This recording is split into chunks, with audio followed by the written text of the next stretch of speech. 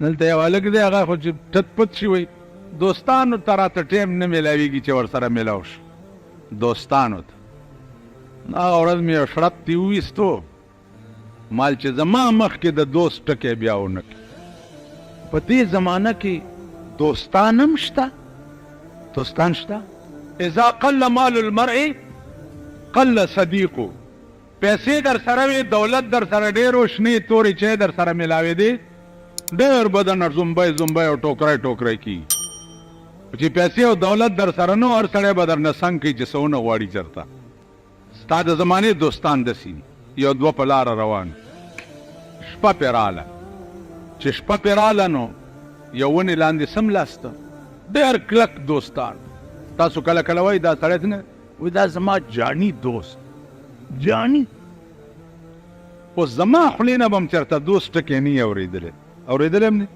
وایه ماما ته خو څلوېښتو کالو نه راځي زما دوست شته نه دوست موس نشته زه چې د کوم دوستي قایل یم هغسې نه زه کېدی شم او نه پیدا کولی شم دوه دوستان دي جاني ونې لاندې څملاسته د شپې پې زمری راغی د یو چې کتلي دي چې اوفوی دا خو زمری راغی او د زمري کار خو چیچل دي خوړل منډه کړې ده ونې ته ختلی دی عیار یې ورته په ځای پرېښی هغه چې کتلي چې دوست خو پرېښوې او ته ورته یوازې شوې نو هغه داسې ځان مړی کړی دی او ساه یې راښکلې ده د زمري عادت دا دی چې مړی نه خوري ژوندی خوري نو چې ساه یې راښکلې او ځان یې مړ کړی زمری راغلی ګیر چاپېر داسې دی غوږونو کې ورته پوزه والې ده او ته تلی چې تلی دی نو د یار ورته د پاس نه وایي چې هلکه دې زمري درته په دې غوږ کې څه و هغه کوسه ډب چې پاس ته ختلی وی دې زمري درته په دې غوږ کې څه ووایي وی دې زمري راته په غوږ کې ووایي دې زمري راته په غوږ کې ووایي چې دوست هغه دوست دی چې د مصیبت په وخت کې د بل لاس ونیسي دا ستا څنګه یارو چې په تا سخته راله نو دی درنه ونې لوخته زمونږ زمانه سخته در باندې راله په ډاګه به دې پرېږدي او درنه به تښتي دوستي موستي ماما نشته اجیان را روان دي صاحبه په موټرې سیرې تړلي په موټرې سیرې تړلي دي او موټرې ورپسې دي څه چل دی اجي صاحب راغی لکه خورای که نه کور دی د میردین جومات شو سوری ولئ که نه خو پرون یو مولانا دی پلار یې راځي د حج ما ته وایي چې داداجي مې راځي د حج نه او د جمعې په ورځ یې څه صدقه کول پکار اوس غریب سړی دی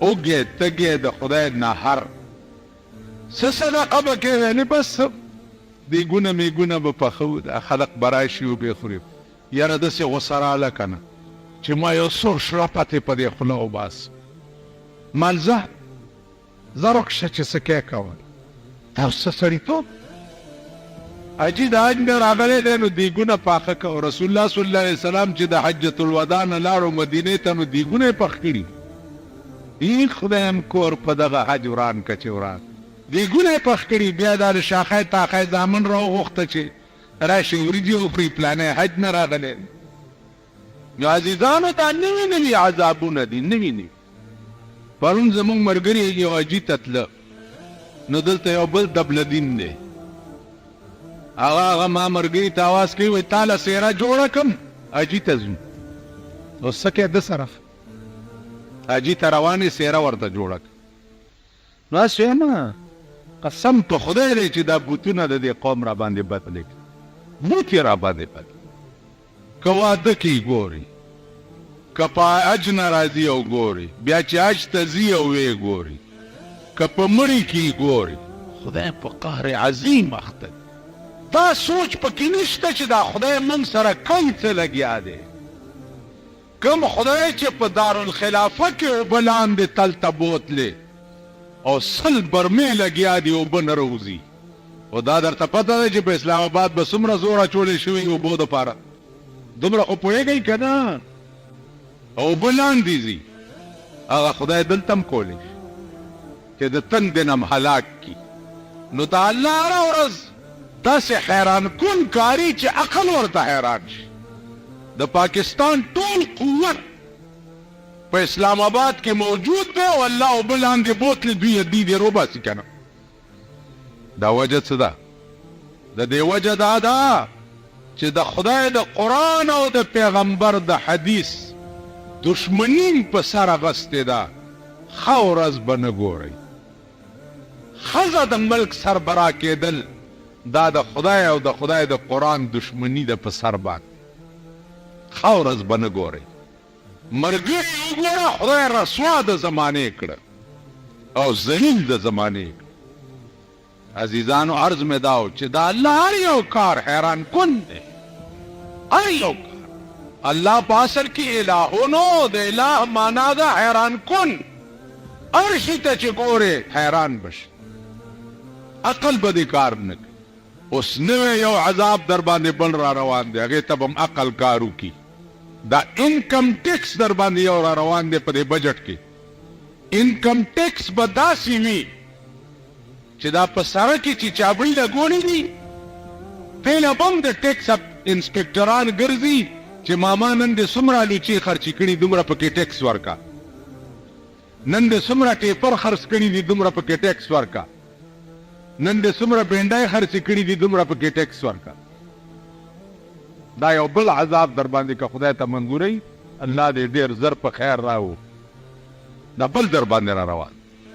تاسو خو پوهېږئ نه او د خدای هره ورځ در باندې نوی نوی قهر نازلي. هره ورځ تاسو خیال راکړئ. هره ورځ پوهېږئ نه په ځان. پیمانه به کله شئ؟ پیمانه به هله شئ چې د سره مو به واوړي. فرعون چې لښکر وکړو په موسی علیه السلام پسې، موسی علیه السلام مخکې او فرعون ورپسې، چې د دریاب غاړې ته ورسېدو نو موسی علیه السلام وویل چې یا الله اوس څه وکړم؟ نو الله ورته وایي وإذ فرقنا بكم البحر فأنجيناكم. ورځپې دریاب مې درته څیرې کړو. اووه لارې ورته په دریاب کې جوړې کړې. اووه لارې. بعضې علما 12 لارې وایي. موسی سره د ملګرو پکې ور روان شو. دایې بایې بیا د اوبو دیوالونه دي او لاره کې روان. دریاب ودرېدو لارې پکې جوړې شوې او دی روان. فرعون چې ورسېدو دریاب ته ملګرو ورته ویل چې ورځه پې که نه ته خو به خدای ځان ته وی که نه. دی پون شو دلته چې غرقېږم. غیرت ونیو پې ورګډي شو. موسی علیه السلام سره د ملګرو ترې ووتو او فرعون چې دی منځ ته شو الله دریاب ته ویل چې ونیسه. دریاب راګیر کو خو چې راګیرې کو سره د قومه. موسی علیه السلام ورته دریاب په غاړه ولاړ او تماشه یې کوله. فرعون مې سره د آله غرق کړو او موسی سره د قومه. تاسو د دریاب په غاړه ولاړ وئ ورته کتم تماشم کوله چې ما راونیو. کتم د خدای را نیولې بنده خلاصولی شي؟ خبره کوئ چېرته څوک خو به مړه مړي که نه که نور په خبره نه پوهېږئ. او د هر سړي دا غوږونه مې درس پړسول. څوک مړه خو به مي که نه اسپتال له به مو وړي. ډاکټرانو به م اپریشنې دوایانې پلانې ډینګړې دا خو م کړي که نه دا خو رننګ شی دی. ته ووایه په ایمان چې د ده څه وخت کې زنکدن شي ډاکټران ته ګیر چاپېر ولاړي که نه ستنې ورته ویو کله څه چل کوي کله څه چل کوي کله څه چل کوي. لیکن چې الله رانیولې یو رسختی یې او ډاکټران یې بچ کولی شي بیا په دې خبره ښه پوه شوئ. نور نه د خدای رانیولې بنده نشي بچ کولی.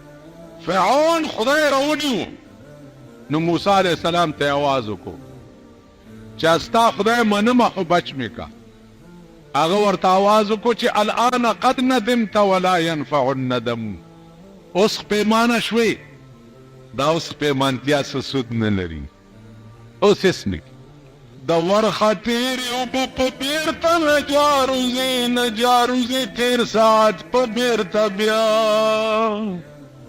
تیر ساعت په مثال مړی د لحد دی مړي چا دی ژوندي کړي په جړا تیر ساعت داسې لکه د لحد مړی په لحد په مړي ته کروڑونه جړاګانې وکړ بیا را ژوندی کي په تاسو باندې وخت تیر دی اوس نه کی اوس به ورځ د الله نوي نوي عذاب ته انتظار کوئ اور ورځ به د الله نوي نوي قهر ته انتظار کوئ حکمران طبقه به در باندې الله داسې نه راولي چې هغه کار وکړي چې ستاسو زړه پرې خوشحال شي هغه ورځ به نوي نوي غشي درکې منډي بله ورځ نه راپسې مولیان ټلیفونونه کوي چې محرم کې په لوډ سپیکر باندې پابندي ولګېد څه پابندي ویل وایي چې تقریر به په لوډ سپیکر کې نه کوي مال ډېر ښه کار زه به اول بند کړم دغه خلکو ته څه تقریر وی نه څه چلې په کار دی موږ څه کولی شو ځان له غریب سړی یم که زه اوس چند کولی شو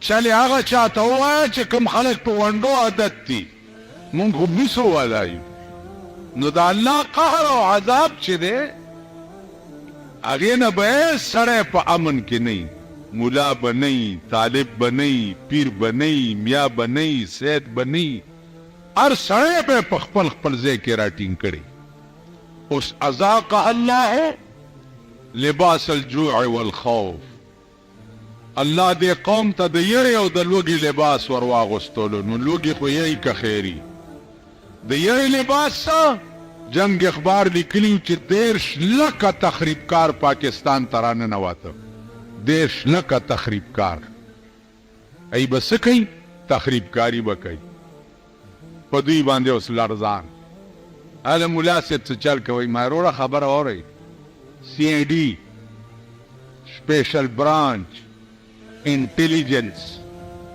پولیس آرمی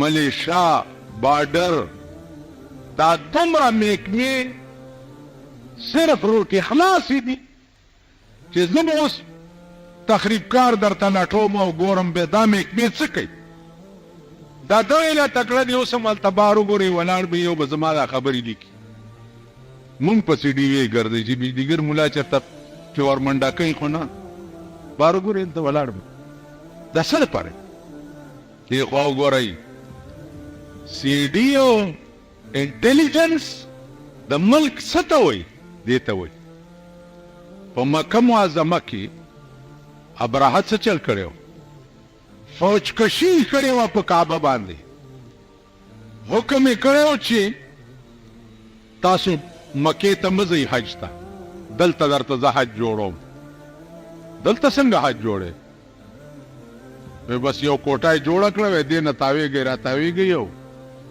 هلته څه دومره تکلیف کوئ چې مکې ته ځئ یو د مکې یو سړی راغلی وی چې ښه هغه کعبه چې زما خدای جوړه کړې ده د هغې مقابله ابراهه کوي نو هغه سړی د شپې و د مکې د شپې ورغلی دی او د ابراهه په کعبه کې غول کړي دي چې غولې کړي دي سهار دربانچي چې راغی هغې ویل چې دی کړو ابراهه ته پته ولګېده چې زما په کعبه کې چا غول کړي سیډي والی راوغوښته چې فورا سړی غواړه په 24 ګنټو کې سړی را پیدا چې ده کړي 24 ګنټو کې دلته ثابت سړی وخوړی شي او مړ شي انکوایري ده انټاروګیټ دی انټاروګیشن دی بیا مجسټریټ دی او بیا شیشن دی او بیا هیرن دی د خدای په عظیم قهر اخته یې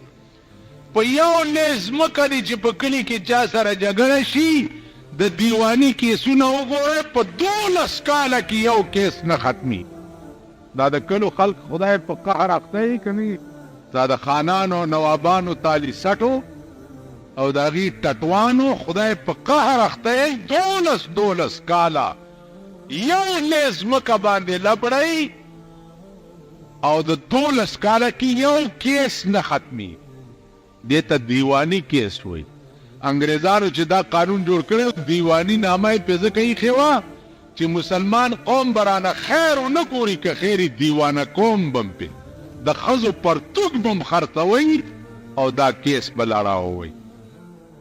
اوس د ستا د زمانې دوستا څنګه دي؟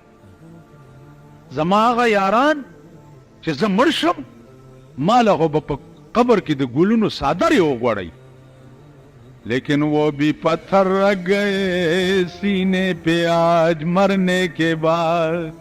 چې زه مړ شمه هغې زما په سینه کاڼي کېښو، خاورې را باندې راواچوي. دغه هغه لاښه خلک دی چې خاورې پې ور واچوي. دا ستاسو غوړ زیړ دوستان چې جنازو له راشي که نه، دوی دا چل کړي. ما ته په وګورئ، تا د قبر په تا خاورې چولې کېږي، د سپېږمو ته رومال نیولې.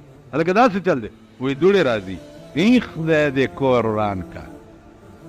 ته خو زما یار وې، نو زما د قبر د دوړو نه مو سته پرهېز کې. داسې دي که نه؟ دا غوړ غوړ چې راشي ستاسو جنازو له خوشحالېږئ، خو پې ډېر داسې سپېره مړ شي او ارباب والا راشي.